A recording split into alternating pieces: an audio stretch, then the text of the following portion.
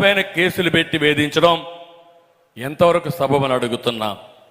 నారాసుర రక్త చరిత్ర ఆ రోజు జ్ఞాపకం ఉందా మీకు? హత్య జరుగుతానే మొట్టమొదటిసారిగా చెప్పింది ఆయన గుండెపోటుతో చనిపోయాడని చెప్పిన వ్యక్తి ఇక్కడ వస్తున్నాడు. ఇప్పుడు ఇక్కడికి రేపు అడగండి మీరంతా,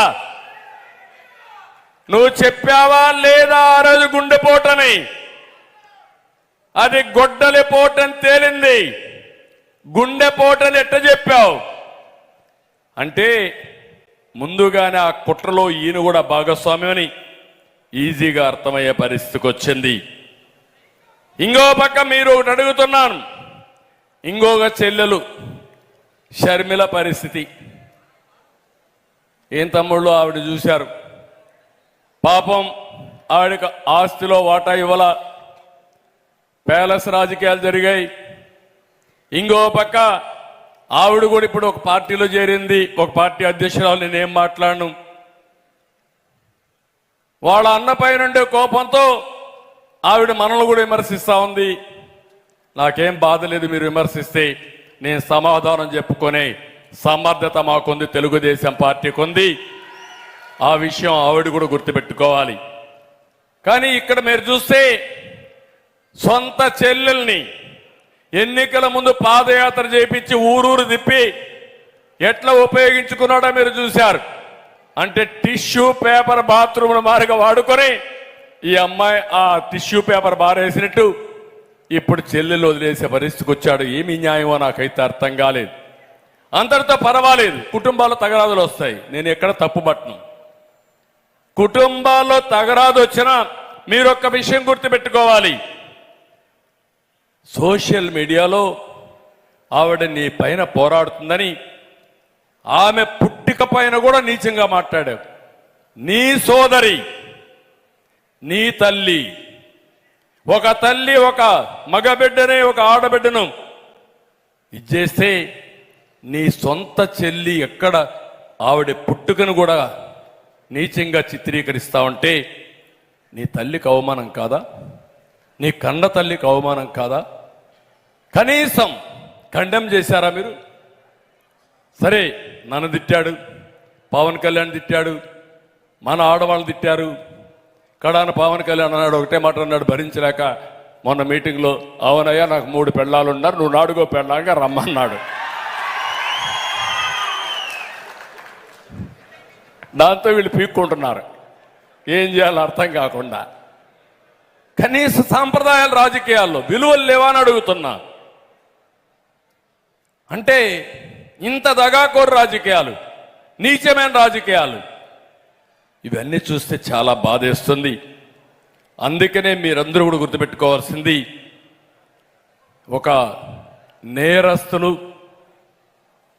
నేర స్వభావం ఉండే వ్యక్తులు అధికారాన్ని వ్యాపారంగా చేసుకుని డబ్బులే ప్రధానంగా ఆలోచించి ఎలాంటి నీచానికైనా కానీ చేస్తే ఇలాంటివే జరుగుతాయి. ఈ విషయం మీరు గుర్తుపెట్టుకోవాల్సిన అవసరం ఉంది.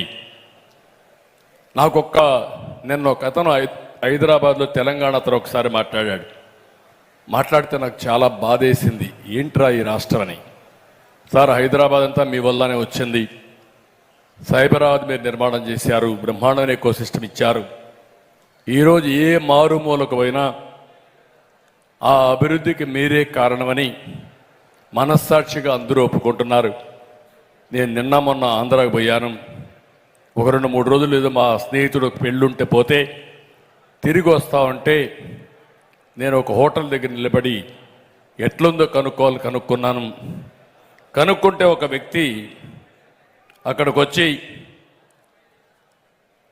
లారీ, అంత మునుపు నేను లారీ ఉండేది, ఇప్పుడు లారీ కూడా అమ్మేసుకున్నా, ట్రాన్స్పోర్ట్ మొత్తం దెబ్బతినింది, లారీ ఓనర్గా ఉన్న నేను ఈరోజు క్లీనర్గా తయారైపోయాను. అంటే అదే లారీకి ఇతను డ్రైవరు క్లీనర్గా తయారయ్యే పరిస్థితికి వచ్చాడు. ఒక్క నిమిషం తమ్ముడు, లాస్ట్లో ఆ లారీకి డ్రైవర్గా తయారయ్యే పరిస్థితి వచ్చాడు. ఇంకొక అతను, ఒకప్పుడు నాది హోటలు, అప్పుల పాలైపోయి హోటల్ అమ్ముకున్నా, ఇప్పుడు తోపుడు బండి పెట్టుకొని కడుపు కోసం బతుకుతున్నానని చెప్పే పరిస్థితికి వచ్చాడు. నేను చెప్పింది ఇది యథార్థమైన కథలు ఇవన్నీ. మీరు చూశారు రంగనాయకమ్మ ఎక్కడో ఎల్జీ పాలిమర్స్లో యాక్సిడెంట్ జరిగితే ఇది తప్పని సోషల్ మీడియాలో ఒక పోస్టింగ్ పెట్టింది. మనసు చంపుకోలేక ఆవిడ సోషల్ ఎవరు లేరమ్మా, ఎవరు లేరు ప్లీజ్, ఎవరు లేరు, ఏది లేదు కూర్చోండి. సోషల్ మీడియాలో ఆవిడ పోస్టింగ్ పెట్టంగానే వీళ్ళు వచ్చేసి ఆవిడ మీద దాడి చేసి తర్వాత ఆ హోటల్ ముయించేసి ఆవిడ్ని వ్యాపారాలు చేయనీయకుండా చేసే పరిస్థితికి వచ్చారు. హోటల్ పోయిన తర్వాత ఒక చిన్న వ్యాపారం చేసుకోవాలని చాలా అవస్థపడి ఒక వ్యాపారానికి పోతే పర్మిషన్లు కావాలని పర్మిషన్లు ఇవ్వకుండా చేశారు. ఏమి చేయాలనో బ్రతకలేక గుంటూరు వదిలిపెట్టి హైదరాబాద్కి వెళ్ళిపోయి అక్కడ ఏదో చిన్న చిన్న పనులు చేసుకుంటూ పొట్టబోసుకునే పరిస్థితికి వచ్చిందంటే మీరు ఒక్కసారి ఆలోచించుకోవాల్సిన అవసరం ఉంది. ఇలాంటి వాళ్ళు చాలామంది, ఒకరిద్దరు కాదు, చాలామందిని మనం చూస్తే ఈరోజు చాలా దారుణంగా చనిపోయే పరిస్థితికి వచ్చారు. చాలామందిని వీళ్లే చంపేశారు. నేను ఈరోజు పల్నాడుకి వెళుతున్నాను. ఒక్క పలనాడులో 30 మంది కార్యకర్తల్ని పొట్టన పెట్టుకున్నారు. నిన్నో మొన్నో నీళ్లు అడిగితే నువ్వు నీళ్లు అడిగే సాహసం చేస్తావని ఒక మహిళని ట్రాక్టర్ పెట్టి తొక్కిచ్చేశారు. అంటే ఇది పరాకాష్ట. మీరు చూశారు. మంచి డాక్టర్ సుధాకర్ ఏమడిగాడు? ఒక మాస్క్ అడిగాడు. కరోనా సమయంలో మాస్క్ నన్ను అడుగుతావని సస్పెండ్ చేసి పిచ్చివాణ్ణి చేసి ఎక్కడికక్కడ వేధించి కడాన హార్ట్ అటాక్తో చచ్చిపోయే పరిస్థితికి వచ్చాడు. సుబ్రహ్మణ్యం అనే ఒక డ్రైవర్ని చంపి కారులో డోర్ డెలివరీ పంపించారు. అబ్దుల్ సలాం అనే వ్యక్తి నంద్యాలలో బతకలేక ఏం చేయాలో దిక్కు తెలియకుండా భార్య 2 పిల్లలతో ట్రాక్ పైన పోయి బలవంతపు ఆత్మహత్యలు చేసుకునే పరిస్థితికి వచ్చారు. ఈ విధంగా చాలా మందిని చంపేశారు. చాలా మంది ఆత్మహత్యలు చేసుకున్నారు బతకలేమని. నేను ఒకటే ఇక్కడే నాయకులకి కార్యకర్తలు చెప్తున్నా, ఇలాంటి వ్యక్తులు కానీ మళ్ళీ ఏదైనా జరిగితే ఇప్పటికే రాష్ట్రం